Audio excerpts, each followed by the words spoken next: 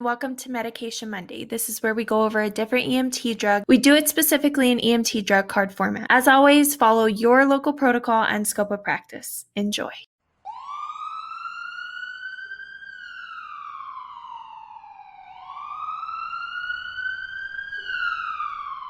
Today's medication is called Propofol, and Propofol's brand name is Diprivan. It falls under the class of short-acting sedative hypnotics. The mechanism of action is that it interacts with the GABA receptors in the central nervous system, and this causes hypnotic and sedative effects. Your indications are going to be anesthesia induction and sedation maintenance for mechanically ventilated patients. As always, before we get into dosages, abide by your local protocol and stay within your scope of practice. The induction dose is going to be 1.5 to 3 milligrams per kilogram, and the maintenance infusion is 25 to 75 micrograms per kilogram per minute. The pediatric induction is 2.5 to 3.5 milligrams per kilogram, and the maintenance infusion is 125 to 300 micrograms per kilogram per minute. Your contraindications are going to be hypotension, hypovolemia, hypersensitivity to soybean oil, peanuts, or eggs. Adverse reactions of propofol can include respiratory and central nervous system depression, hypotension, dysrhythmias, involuntary muscle movement, nausea, and vomiting. It can interact with narcotics, benzos, sedatives, hypnotics, and alcohol by increasing the already present central nervous system depression. And just another side note, when mixed with fentanyl in the pediatric population, it can cause profound hypotension. How it's applied. It is typically supplied in 10 milligrams in 1 milliliter.